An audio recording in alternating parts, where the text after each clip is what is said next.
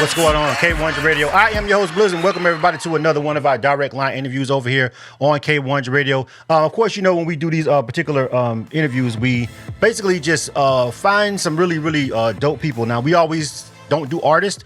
We've interviewed politicians, porn stars, all kind of stuff. But tonight, you know what I'm saying, we're going to stick to what we know, all right?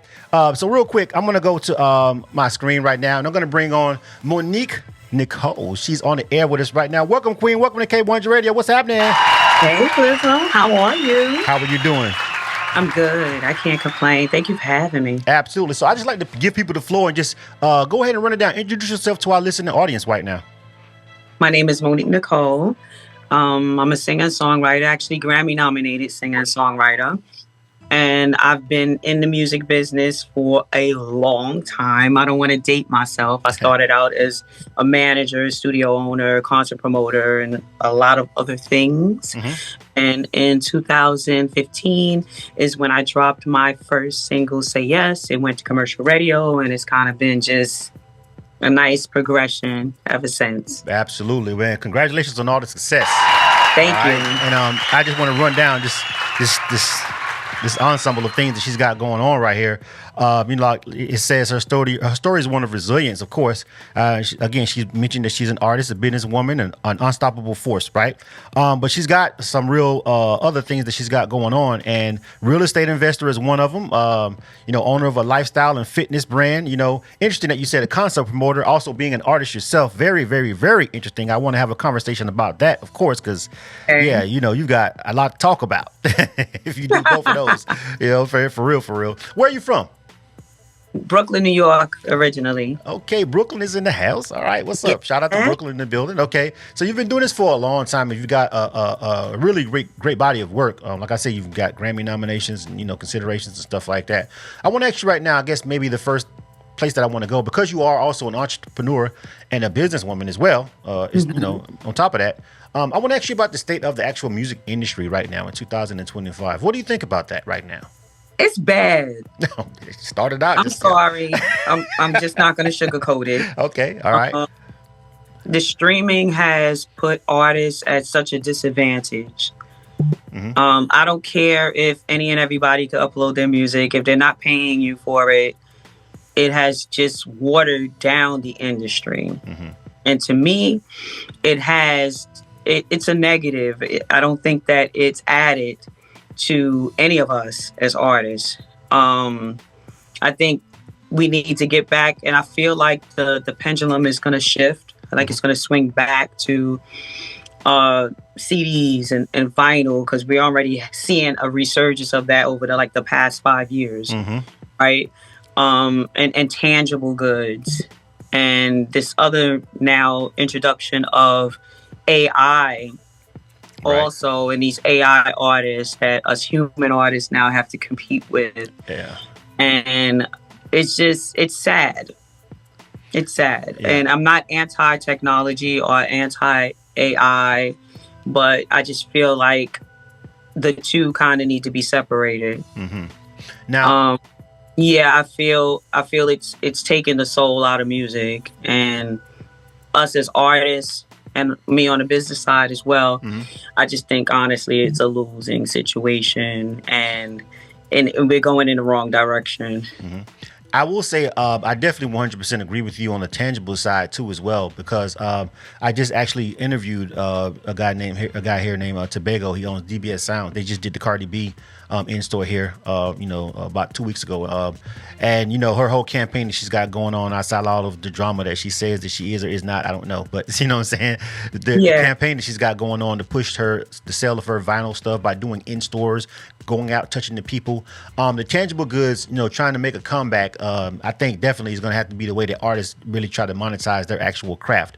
I think for a while the industry got to the point where it was like, okay, basically music is not necessarily something that you sell anymore. Basically, it became a marketing tool. Of course, as a creator myself, because I'm also an artist and a producer myself. So as a creator myself, of course, that's not the way that I see it, right? Like music is my art. Like music is something that takes me time and effort and to create, and I want to sell it and I want to make money for it. But then, you know, after in between streaming 360 deals or whatever, it was just like, listen, the music is supposed to make you famous, and then good luck using that fame to get other avenues to become, to get money, to generate income.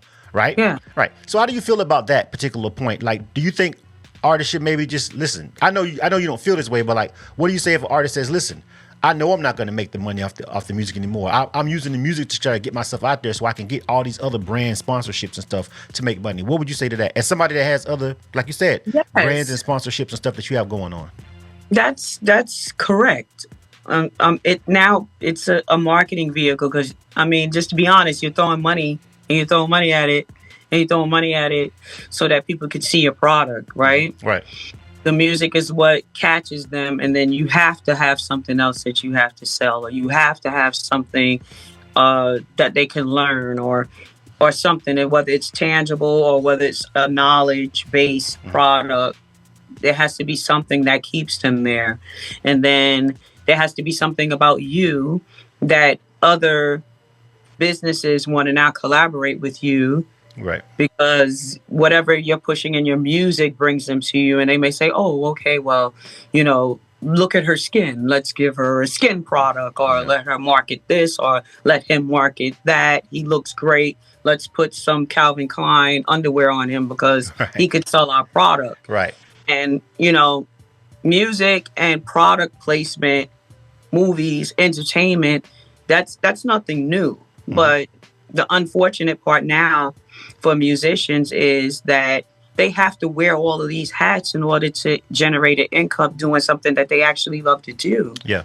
Yeah. And that's the problem I have with it. Absolutely. So I want to talk to you about, when I read it, you were also a concert promoter. What are you? Do you still actively do it? I know you said in your opening. I haven't in a while. I haven't done anything since the last show I did at Queen's Theater in New York. Okay. And that was with Keith Washington, Intro, Full Force, myself, of course. Right. And I had Nathaniel also, the great. Okay. And great show, great time. COVID hit. And a lot of shows that got shut down during COVID, like me being kind of on the inside, so many promoters had lost money. And then the market got so flooded to where now the customer had so many different options. Mm-hmm. Now it kind of puts the promoter at a disadvantage because now if I put my money out there, how do I know that they want to see, let's say, I don't know, SWV, or they want to see Kiki Wyatt or whoever I want to put on this bill? Right. It got to a point where I said, well, let me balance it out. Right. And then go back in the market, which now I'm looking at that now because I think now we got kind of a balance. And then when I see what's happening with AI and, just kind of keeping my finger on the pulse of what's going on and how people are feeling about this on the consumer end. And I think that it's going to blow up in their face because people are going to now want to have human contact even more now because they're removing that. Right. Right. That human aspect. Yeah. So this would be a really great time to start looking at Polestar and seeing what's going on numbers wise with these concerts and trying to strike a balance. Okay. Right. And it's also a difficult uphill battle too, because now you have these promoter collectives that are getting together that have lots of money that they're pooling together. So it'd be nice to be able to fall into a group like that, where collectively we could do something together. Yeah. And so being that you're an artist, I want you to give me an example of something that you didn't understand from the artist side, because I'm pretty sure you were performing before you were actually throwing your own shows or being a part of doing that.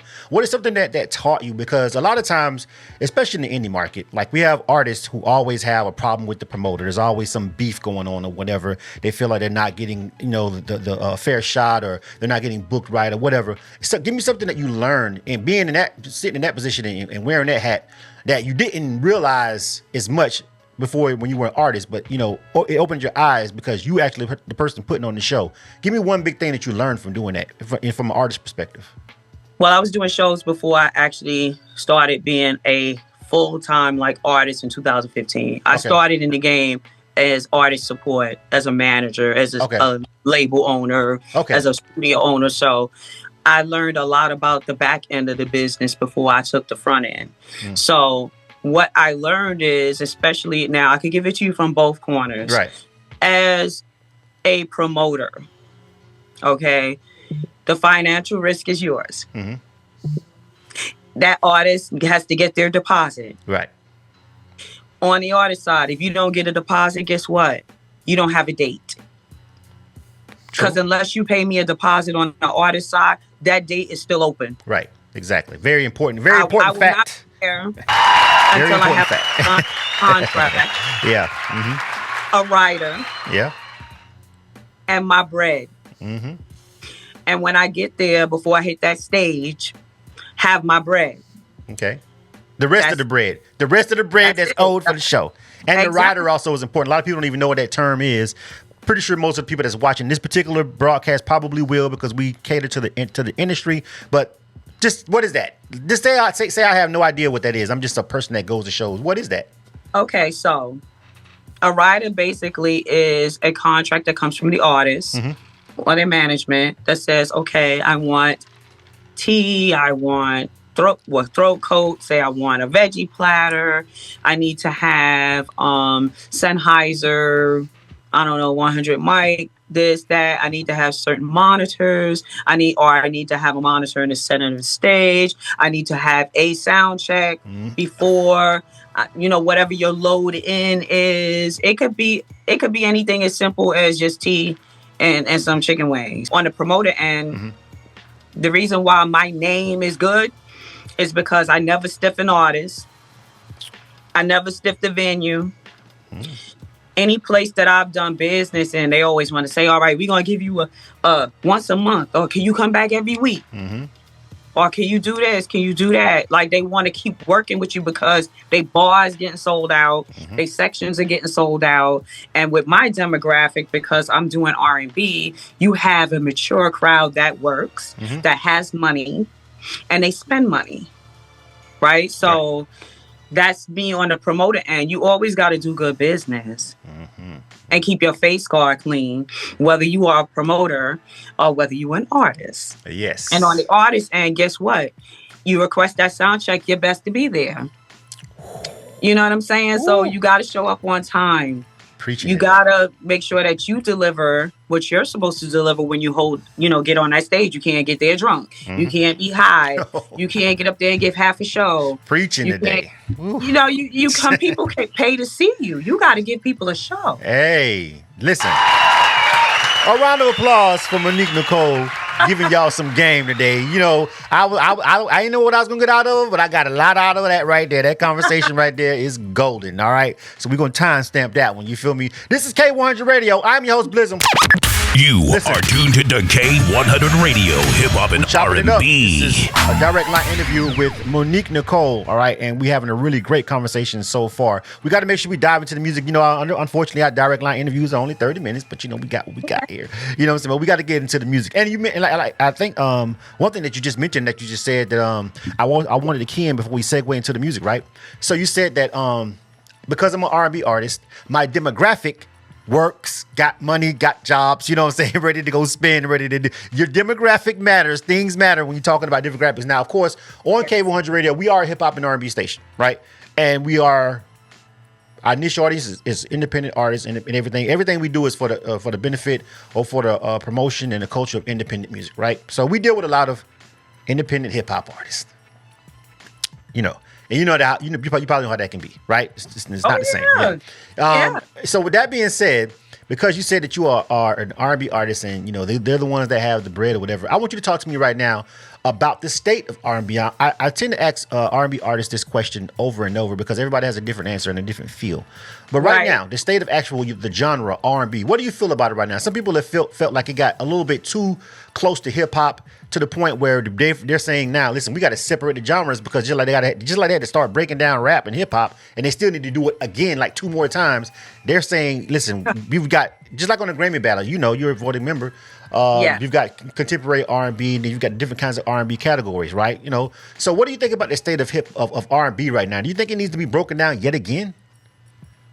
They probably have to do some subgenres, but I do see that over the last, I'm going to say 3 years, there has been a resurgence of classic R&B.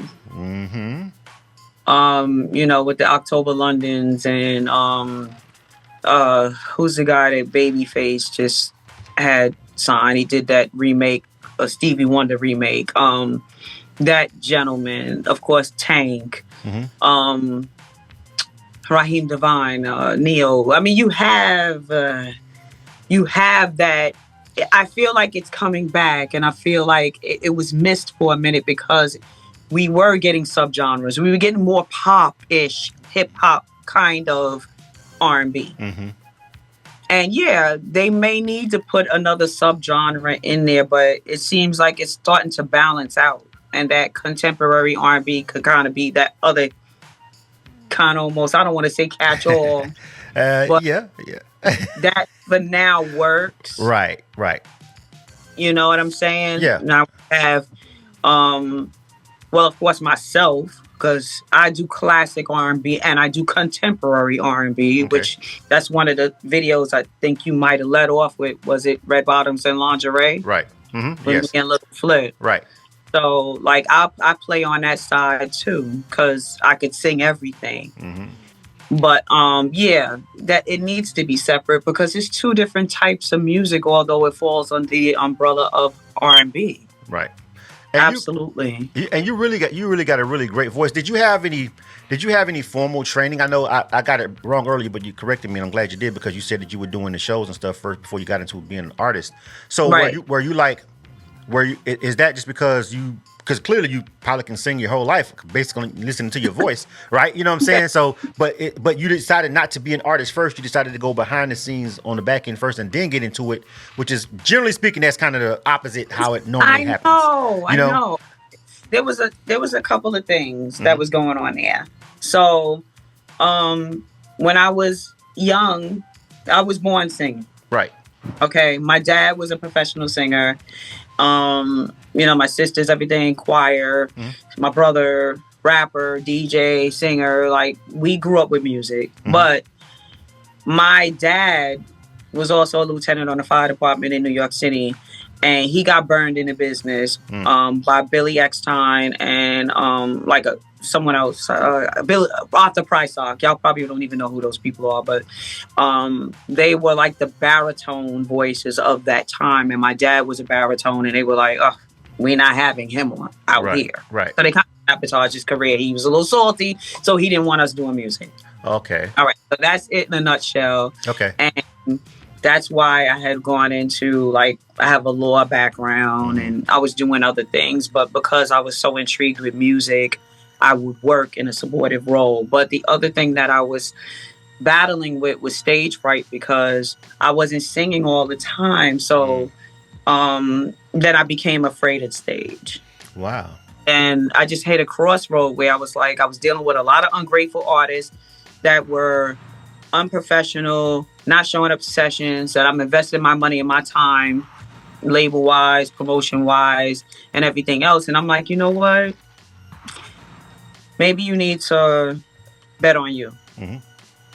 And that's when I decided to drop Say Yes. And it's just been ongoing since then. And with the knowledge base that I had built up behind the scenes, I used for myself. Yeah. That was smart. So you didn't have to run into the situation Pops ran into. And it's crazy because as an artist myself, I remember my son, he really looked up to me, especially, when he was born and he was a small child. I was still a very active artist and I was his hero, right? You know what I'm saying? And but he wanted so bad. He wanted so bad for me to put him on songs and do. And I would do it every now and again. But I kind of feel your Pops because I was I went through so much crazy stuff in the industry myself, and I was like, right? Yeah, I don't want this for my kid. You know what I'm saying? It's almost like being even anything illegal. It was almost like selling dope. It was yo, I don't want that for my son either. You know what I'm saying? For real. Once you go through some stuff and you realize all the negative in it, you let's try to focus on science and math and tech, son. You know what I'm saying? Don't you want to learn how to code? I want to go in the booth. You know what I'm saying? No, don't you want to learn how to code? You know what I'm saying? And so I kind of feel what your Pops. Yeah, I feel him. Yes, and I get it. I'm not bitter. Okay, because my life is good, whether I do music or not. Right. Exactly. I'm good. Right. You know what I'm saying? So I did what I had to do so I could do what I want to do. Right. You know, and that's important, especially in this business, that you have some other revenue streams or something else going on for yourself, a little bit of something under the cap, because the bottom can fall out. Yeah. Yeah. Especially now. Especially now. I assume some of that bread came from that real estate. Yeah. But I'm also retired. I was a detective sergeant as well in Nassau County Police Department. Wow. I think you might be the first cop I've had on this show. Former or otherwise that I know of. You know what I'm saying? I think you might be the first one. You know what I'm saying? Welcome to the broadcast. That's beyond. You've lived a very interesting life. Like seriously, this is a lot going on. Like when I read the EPK and I read the breakdown, I was like, okay, this sounds like a lot. This is almost not unbelievable. Like this is a lot that she's got going on, but you just added a whole nother layer of a conversation. I wish I could listen. We got to get to the music because I can go an hour on that right there. Let me stop myself right there. You stop. All right, K100 Radio. You are tuned to K100 Radio, hip hop and R&B. This is a direct line interview. We are rocking out with Monique NIkkole over here on our direct line interview broadcast. Shout out to everybody that's watching live on our social media platforms. I do have the Instagram live up today, but it looks okay. I don't like Instagram because they won't let me. It makes it skewed and stretched. Anyway, but shout out to everybody that's watching on YouTube and Facebook and everything like that. But shout out to people that are all watching that little skewed up image over there on Instagram too, that's over there commenting and stuff. Thank you guys. We appreciate you. You feel me? What's up? This is Monique NIkkole, and we're going to get into this music. All right. So this first song that I'm going to play, I want you to kind of sort of introduce it. It's called We Are One. All right. Tell me about this record, the inspiration, and then we'll go ahead and get ready to play it. Yes, this record, actually, I recorded this record in 2021, believe it or not. Okay. And I've been holding it for my EP. Okay. And then my team heard it. I have like a new team, PR and stuff like that. But anyway, get long-winded. And they were like, oh, wow, this is great. Why don't we do this for the next single? And I'm like, all right, let's go. And it's produced by Black and Mild. He's out of NOLA. Okay. And it's co-produced by Jay Hot Scott because I had him like take the samples off and replay, and he did voice box on it, and he just, we just got together and we made it hot. And it's a Frankie Beverly remake, y'all. All right. Yeah, We Are One. So you already know it was fire in the original form, and we just put a NOLA bounce to it. Okay. I hope. All right, listen, this is K100 Radio. We getting ready to play this for the first time on the air. Probably won't be the last time. This is Monique NIkkole. Name of this joint right here, again, is called We All Run. This is K100 Radio. Don't go nowhere. We got a couple more songs. I actually got a video that I think I'm going to play too also as well before we get ready to roll up out of here. I don't want to hold her. I know you said you got some stuff going on, and you was kind of sort of on the weather, so we want to make it, we appreciate your time. We don't want to make this stretch out past the allotted time that we got. But we're finna get ready to I'm here hanging out with y'all. Okay, cool. Well, hey, you said it now, not me. So I run you an hour. You know what I'm saying? I'm not. I'm just kidding. I'm not gonna do it. That's all right. K100 Radio. Make sure you hit that subscribe button if you're watching on YouTube. Monique NIkkole. We are one. You are tuned to K100 Radio, hip hop and R&B.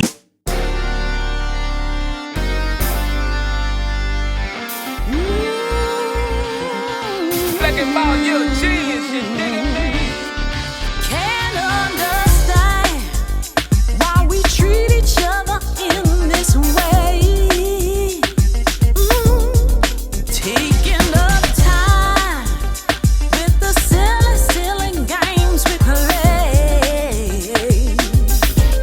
We got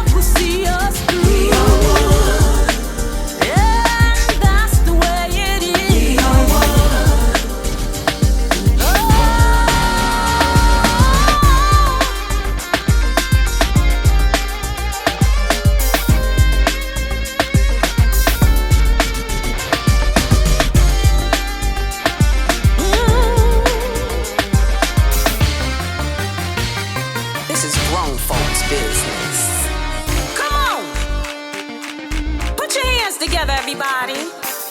We are one. Now grab your partner. Get on the dance floor. Let's celebrate life, love. We're blessed to be here. Let's get it. Step to the left, step to the right. Drop it down and shake it right. Step to the left, step to the right. Spin her around and hold her tight. Step to the left, step to the right. Drop it down and shake it right. Step to the left, step to the right. Spin her around and hold her tight. Come on. No matter what we do, we are one. Oh, love will see us through. We are one. Come on. That's the way it is. Oh, come on. One love, one light, one heart.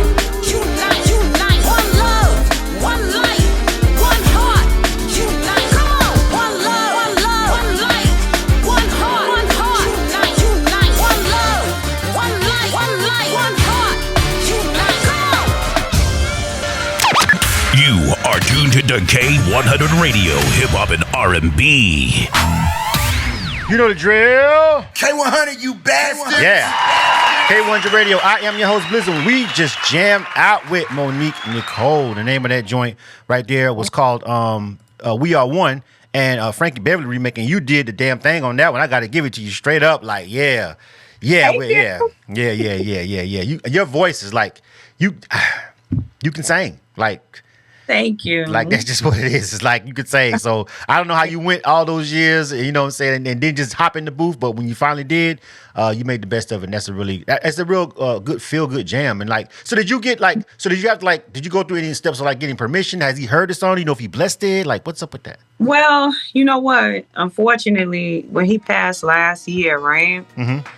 So, but you know, you got Harry Fox, you got different licensing firms that you could just get a mechanical license and get a string. You know, you do that, make sure you get that in order, and then you're good to go. Okay, all right. Well, I wish you would have just had a chance to just enjoy it himself, though. It's a great remake. Like, I like Thank you. I really like it.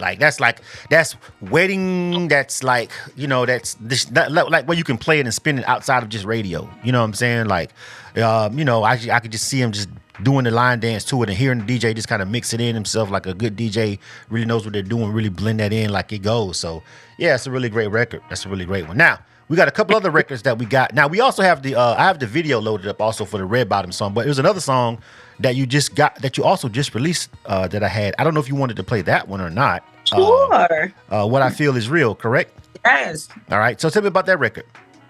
That record is produced by John Michael Halcott, and the song is written by both of us. Okay. Myself and John Michael Halcott, and I know we came together. Mm-hmm. He sent me the track. The hook just popped in my head, the melody, and it just was so easy.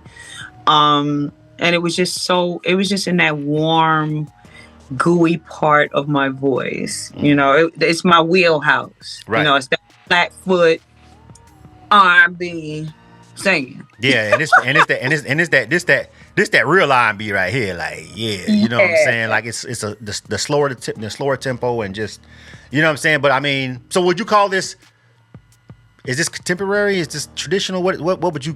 This would be classic R&B. Classical R&B. Okay. Yeah, classic R&B. If you were on a Grammy, you're a Grammy voter, but if you were on the board of people making decisions right now, what would you give me? How would you break R&B down right now? Like right now, if you could just do it right now, right off your head, just break it down to like what's needed.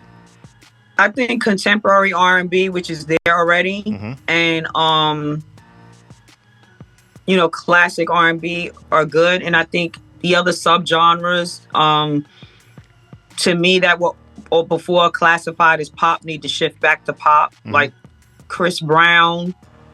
Not the stuff right now, but the stuff that came out a couple of years ago, I feel is more pop. Mm-hmm.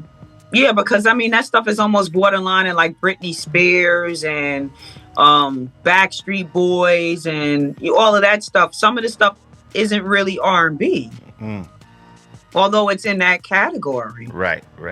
So now all of that gets shifted into contemporary R&B, but it's not necessarily R&B. Mm-hmm. So I don't know about doing too many subgenres. I think that they just need to have a different genre altogether. Okay, so just kick some of this stuff out. It's just not R&B. Out of R&B. It's just not yes. R&B. Yeah. And I hate to say that, but some of it is not. Well, I feel the same way about rap, but I mean, I know for a fact some of what people call hip hop, what people call rap, is not hip hop. So you could literally just put hip hop over here by itself and then break hip hop and rap into clearly different things. You know what I'm saying? But I mean, even now at this point, rap has got like 5 subgenres itself, and rap is not hip hop to me. Like, so no, yeah, it's a lot. Because hip hop is hip hop, right? And rap, right? But like, but they're in the same feel. Yeah. Hip hop has a feel, like you know. Hip hop is where it actually started, and then it started to move into more. It went to rap. I think gangster rap. It turned to rap. Rap is harder than hip hop. Yeah. So, yeah, I think those 2 categories work for hip hop. Yeah. And then the other stuff just needs maybe you could call it mumble rap. Or well, then you're gonna get some. Well, we can't call it that because that's offensive. But we'll call it. Yeah, they get mad when you say that. Yeah, they get real mad when you say that. Trust me. Okay. So what we gonna call it? We can call it. We can break rap itself down into. We could take rap, and then we could also say rap, trap. Then we can break that even further down into drill. Separate trap and drill. Yes. They sound different. Trap and drill are not the same thing, so we can break it down and make those 2 subgenres.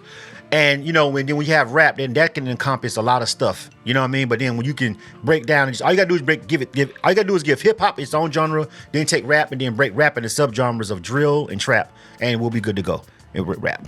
You know what I'm saying?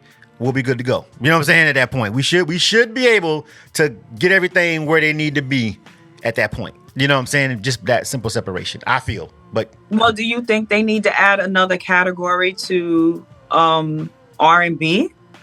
Yeah, because here's the thing. While I feel like Chris Brown does have some pop records, Chris Brown is still, to me, R&B, right? Yeah. Like undoubtedly, he's an R&B artist. I think it would be offensive to him to call him anything but that, and try to put to putting Chris's music in pop would just be like, because you got some you got some songs, and then you have something like he'll drop something like Fine China or something like that. You know what I'm saying? And then you'll be like, oh, I forgot how really dope. Yeah, but the thing is this: I'm an R&B artist, right? I got a song under my alias Maxi Millions where I'm rapping. That's not going to be in the R&B category because I'm an R&B artist. True. So he should have an alter ego for some of those records and then release them. No, if you do a rap record, it should be in the rap category. That's true. It's not in the just because you're an art. That's like being me doing a country record and putting it in Beyonce category. Yeah, see Cowboy Carter. You know what I'm saying? So right. we have a shining example of that. Yeah. And I don't think that any artist should be put in a box. I feel like you should be able to do any genre that you want. But also, yeah. But when it comes to awards, I don't think that it belongs in R&B if it's pop. If it's pop, it's pop. If it's R&B, it's R&B. If you got like a 12 song album, let's say, most of it is R&B, then it belongs in the R&B category. Right, the album itself, the project itself. The body of work. Yeah. But if you're talking singles, it needs to go in its correct category. That's a good point. You can have the album, the project can be what it is, and the artist he's an R&B artist, but this particular song, let's just even when the label or whoever gives it up for the nomination, make sure when you put it in for the nomination, just don't put it in for the nomination in that category that you feel it fits. Right. Instead of putting it in R&B. I got you. All right, so let's get into this song. All right, let's play this song. This one is called "What I Feel Is Real." You said it's a more R&B, contemporary R&B song, and you're really showing your pipes on this one. So I'm gonna let you go ahead and give me a drop, and then we're gonna hit play on this thing. Okay. It's Monique NIkkole, and up next is "If What I Feel Is Real."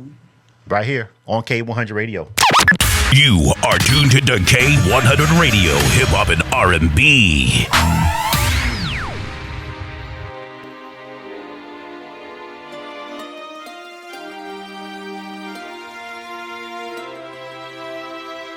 If what I feel is real, love is for me. I'll give you all my love. If what I feel is real, baby. Oh, love make it real. I've been through the rain.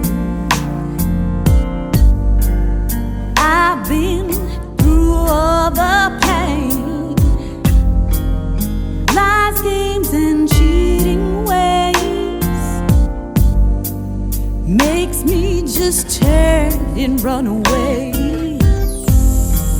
Should I trust you with my heart? I fell in love from the start.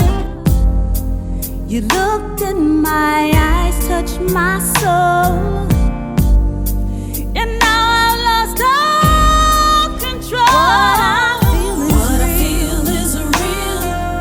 Love is for me. I'll give you all my love.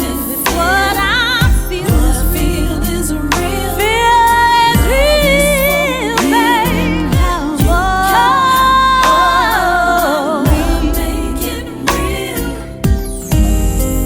should I just let you go? Lord knows I've been wrong before.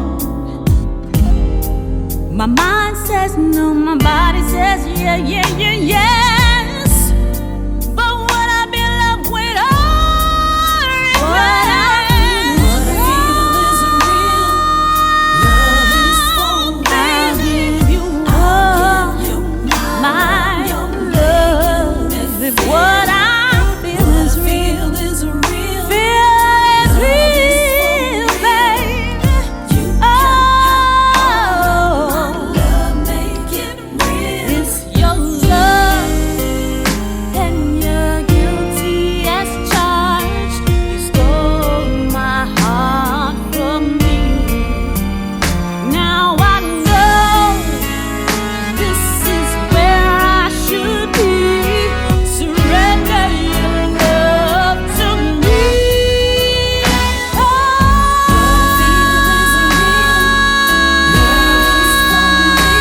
baby. Oh,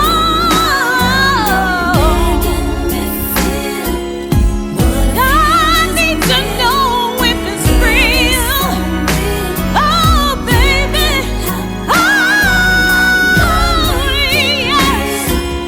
What I feel is real. I'm in love, baby. This is the way I feel. What I feel is real. You are tuned to K100 Radio, Hip Hop and R&B. K100, you bastards!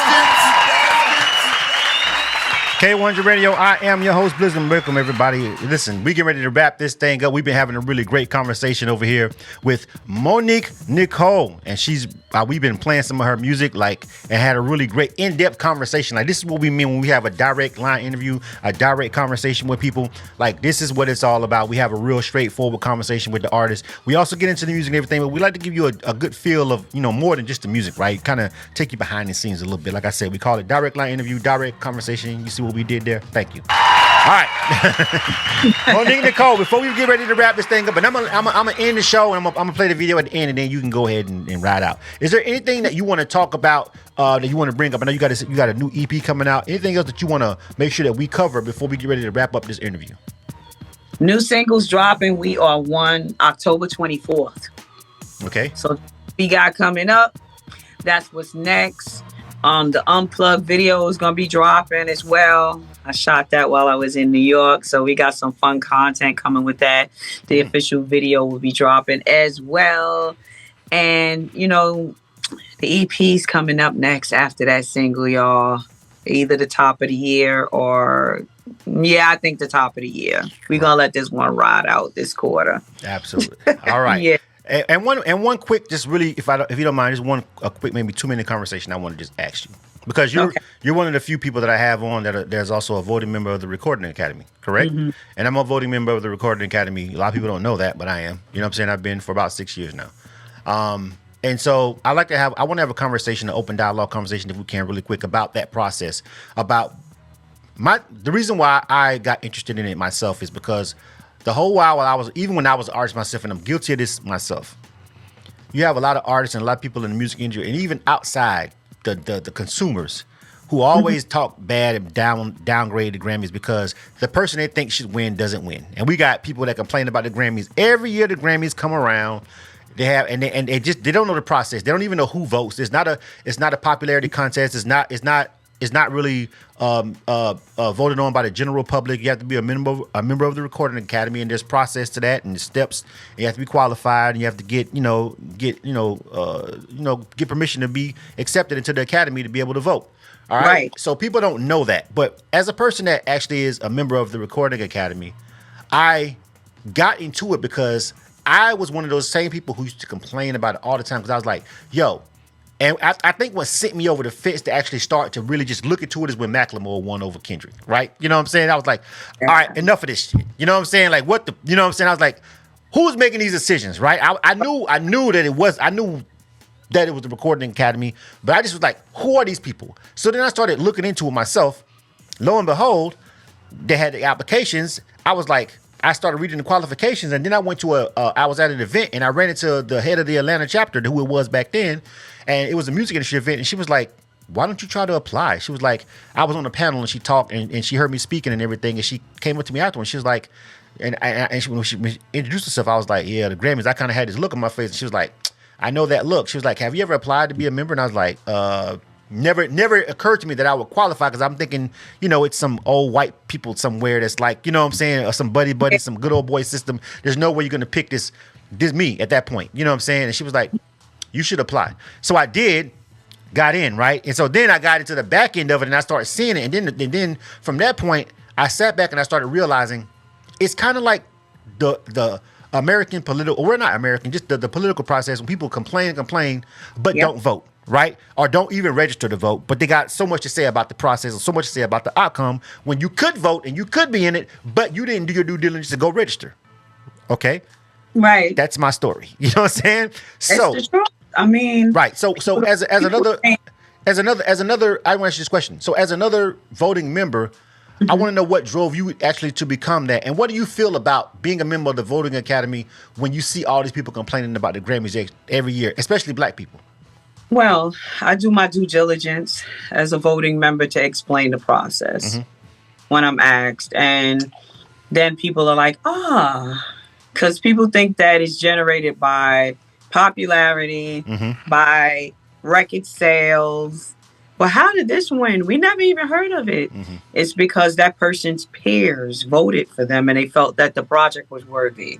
So now, with us being members, right, we have seen that the demographic has shifted these past couple of years. Don't you agree? Yes. All right. And the nice thing about it is that the Academy is getting browner, and they're actually getting more women in the Academy. More women producers, artists, because in order to be a voting member, you have to be a musician, a singer-songwriter, producer. All right, those are the people that vote. And then you have professional membership, which are like your attorneys and your management, which is great to have as well. It's just a great network. But we are now currently in the first round of voting, and we have to now review these projects that we choose. We get about 6 or 7 categories that you can vote on. Within certain genres, depending on what your genre is, right? Right. And we listen. People submit their work. You listen, and you say, you know what? I think that's worth it. And it might not be something that you hear on the radio all the time. Exactly. Right. That actually winds up winning that category. Now, I think that pretty much gives you a perspective on that. Now, in order to become a member of the Recording Academy, at least when I came in, you had to have at least 12 commercial recordings as an artist. not the stuff just sitting on your hard drive. It has to be out there. Right. So you need to have those. And you have to have 2 recommendations. And at that point, both recommendations did not have to come from somebody that was in membership. Right. It could be someone on the outside. I think that it probably would make a difference if it is a recording member that did recommend you. That's just my own personal. I've done it myself. So I've recommended people, but I only recommended the people who I felt like deserved it. And I've had people ask me, and I was like, not gonna be able to do it. I just basically was like, I already did my 2 for the year, because I don't feel like. Yeah, I was like, that'll make it's not. It's if you put your name on it, they're coming through your portal. Yeah, they have to be worth their weight in salt. Yeah. So everyone, is just it's just what it is. Yeah, yeah. It's not for everybody. Right. But you get your recommendations at that point. There's a peer review, and they review, and they either say, okay, we feel like you should be at the academy or not. Yep. And that's pretty much how it works. Yeah. And I love being a part of the academy. And I'll be honest, like the first time that I entered the chat, it wasn't recommendations, then you just put in an application. Yeah, me too. Yeah. And I didn't get in. Right? Then I applied again. I got in the second time. So it took me 2 years to get in. Yeah. And at that point, that's when, sorry, y'all. That's when they were doing recommendations. Right. And, pretty much somebody had to vouch for you. Yeah. And here we are. And I make sure that I exercise my right to vote as an artist. Yeah. Because I can't sit back and be like, oh, why this win and why did that happen if I'm not voting? Exactly. And that's ultimately the point. That's of whether I have work that's submitted, which I didn't submit this year for myself. Right. And you were gonna ask me about that. Yeah. And I'm gonna tell you why I didn't. And listen, and y'all might not like what I'm about to say, but with the category that I would have been entering in, it is so flooded. That I didn't even bother. And that sounds bad because I don't want to deter anybody from entering their work. Right. But I do have work that I'm featured on that's been entered that's in the best contemporary blues category. Right. Okay. And, I'll send out, for your considerations on that project that I'm on. Okay. Because I feel like that's a little bit more worth my energy, and I hate to say it, but the R&B category is just too much in that category. Which is why we might need to break it down. All right, Monique NIkkole. Monique NIkkole, ladies and gentlemen. We win an hour almost. And does it feel like an hour? Because it doesn't feel like an hour to me. It doesn't feel like an hour when you're having a great conversation and great dialogue. The time flies when when you have it. Again, I want to shout out to everybody that's watching over here on the live stream. It's been a couple people commenting, so I'm gonna go through and give a shout out to a couple of the people that was talking. DJ Opens, what's happening? Pocadonna, I think that's what that says. Pocadonna, not quite sure. All right, Kendo Country. WHTL Urban Radio also as well. All right. So someone else, Vaginals. I think I said that shit wrong. All right. Anyway, I'm pretty sure I said that wrong.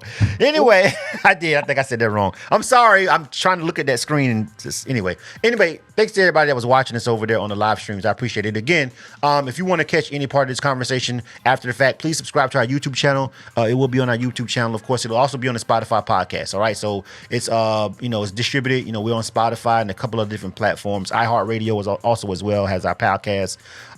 Shout out to everybody that's subscribed to those already. We appreciate you. And you can find us anywhere, man. Like a lot of podcast networks have the K100 Radio podcast on there, so you'll be able to get it there.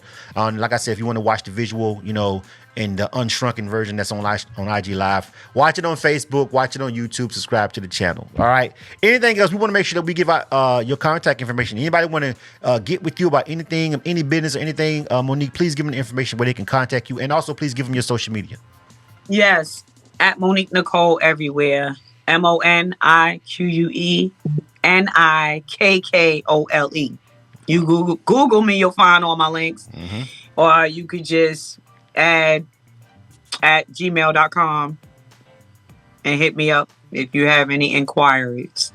And just follow me everywhere at Monique NIkkole. Monique NIkkole, and I got the name up on the screen. So as she's saying that, I literally put it up on the screen for you guys watching on the live stream.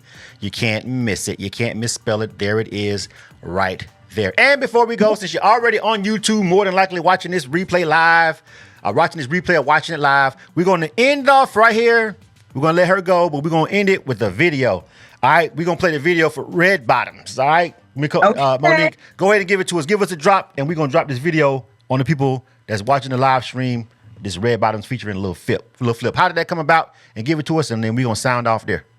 Okay, my business manager, which was my manager at the time, Michael Stemley, had thought I needed to do one of these type of records, one of these contemporary R&B records. So, J. Hot Scott, y'all already heard his name. He produced this record with C. Scott, and then we were like, well, who we gonna get on it? And I was like, let's get a female. And he was like, oh, let's get Lil Flip. And I was like, oh, okay. And we got Lil Flip on it, and it was great. He's great, and it was easy. We shot the video, and the rest is history. And yeah, we hit Billboard with that too. All right. Shout out to Lil Flip. I haven't heard from him in a minute, so I'm just, when I seen the feature, I was like, I ain't heard from Flip in a minute. What's going on here? He's busy. You know what I'm saying? Yeah.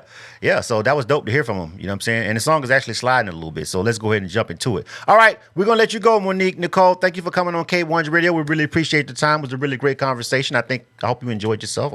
I did. Thank you so much for having me. Salute to my guy, Q the Question, for actually plugging us together and making this thing happen. He was the one that sent the information over, and we got everything in play to make the interview go down. So shout out to the homie Q the Question over there too as well for making this go down. You feel me?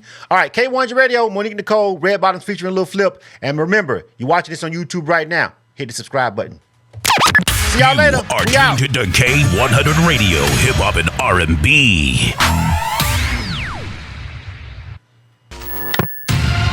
You about to get everything you want.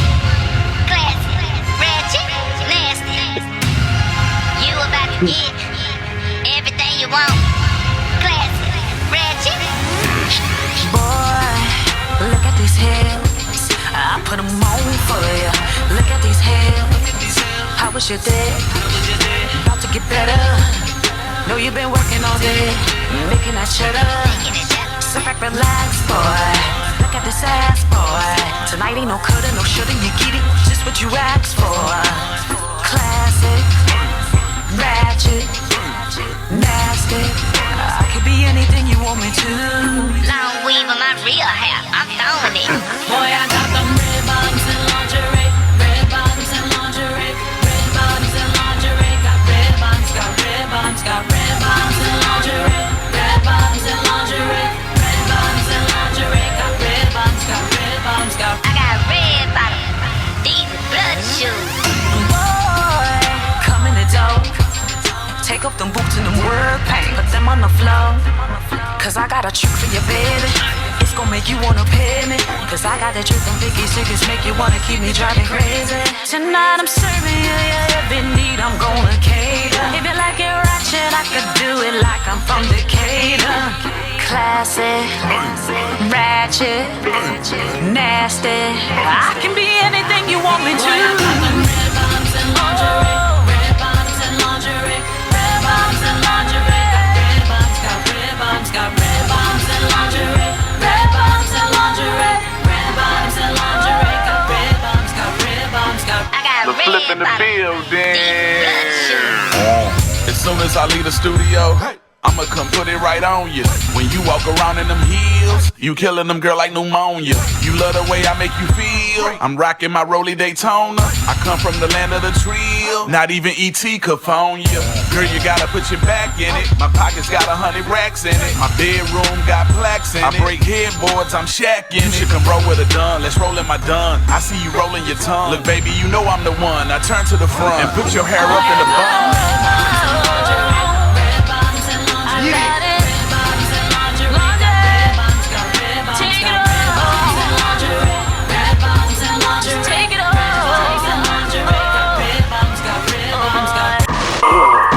K100 Radio.